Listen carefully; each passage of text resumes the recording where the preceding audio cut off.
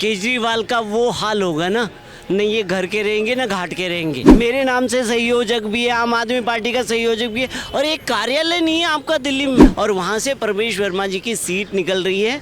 और हो सकता है बदला कैसे पूरा होगा? वैसे ही होगा, हार के ही पूरा होगा ना। जो 15 साल तक कांग्रेस ने काम नहीं किए और जब 11 साल तक इनने भ्रष्टाचार और किया, जनता जिनसे उब चुकी थी, उसके बदलाव के लिए वो भाजपा का आना तय है। दिल्ली में वोटिंग हो चुकी है, वोटिंग हो चुकी है, बिल्कुल। क्या हाँ। कहना चाहेंगे? बिल्कुल, देखिए बीजेपी पूर्ण बहुमत की सरकार बनाएगी, और आप ये देखिए केजरीवाल का वो हाल होगा ना, न ये घर के रहेंगे ना घाट के रहेंगे। ना घर के ना घाट के। और इसके पीछे क्या दावा है? उसके पीछे ये दावा है कि ये नई दिल्ली विधानसभा में जिस आदमी ने एक कार्यालय नहीं खोल पाया, वो क्या जीतने की बात कर सकता है? ये देखिए, पहले मतलब कहते हैं जी मैं मुख्यमंत्री हूँ, मेरे नाम से संयोजक भी है, आम आदमी पार्टी का संयोजक भी है, और एक कार्यालय नहीं है आपका दिल्ली में। तो कह रहे हैं हमने शिक्षा के क्षेत्र में क्रांति ला दी। बिल्कुल क्रांति ले आई, वो यूएसए में जा कर के वहाँ लोगों का प्रचार प्रसार कर दिया कि हाँ मैं यहाँ क्रांति लिया।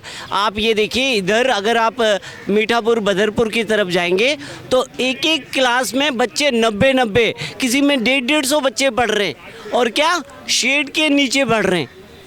ये क्रांति ले आई वो, है ना। तो कहने का मतलब इन्होंने खाली दिल्ली की जनता को कुल मिलाकर के बेवकूफ़ बनाया और अपनी राजनीतिक रोटियां सेकी। भ्रष्टाचार खत्म करने आए थे, लोगों ने कहा यार ये तो नई चीज़ आ गई, ना कांग्रेस से हाथ मिलाऊंगा ना बीजेपी से हाथ मिलाऊंगा, और जा कर के फिर गोद में कांग्रेस की जा कर के बैठ गए हैं।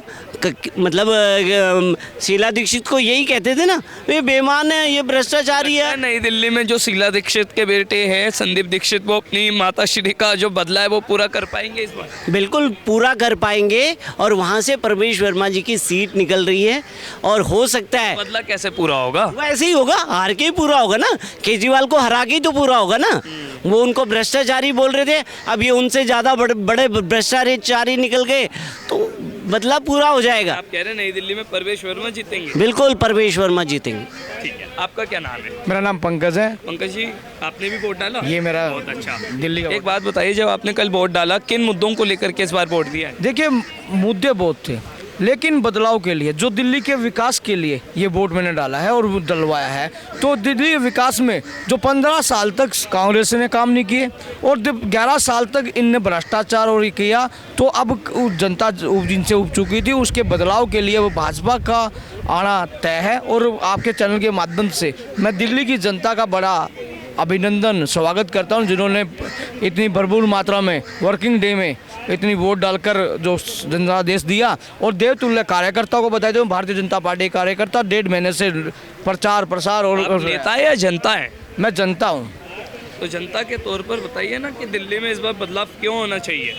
दिल्ली क्यों बदलाव होना चाहिए? दिल्ली में आप कह रहे हैं बीजेपी की सरकार बनेगी इस बार, तो कौन से काम बीजेपी करेगी? किन कामों की आप अपेक्षा रखते हैं? देखिए, जो काम ये सरकार ना कर पाई, वो काम जो गति बढ़ाने का काम करेगी वो भाजपा करेगी। जो गड्ढे भरने की, जो डेवलपमेंट की बात करें, जो बच्चों को शिक्षा क्रांति के नाम पर 11वीं के 12वीं के बच्चों को 2000 रुपये की किताबें फ्री ना देना हो, वो शिक्षा क्रांति की बात करें।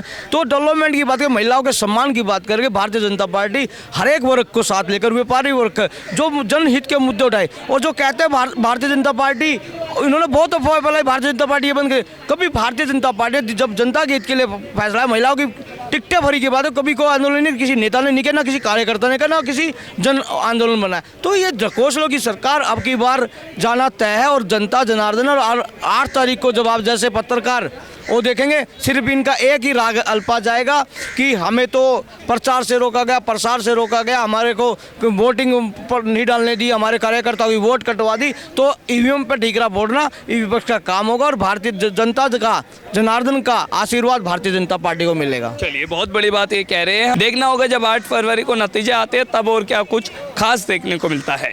वीडियो जर्नलिस्ट गौरव के साथ चिराग जैन, सौगंध टीवी, दिल्ली। आप देख रहे हैं सौगंध टीवी, सौगंध वतन की।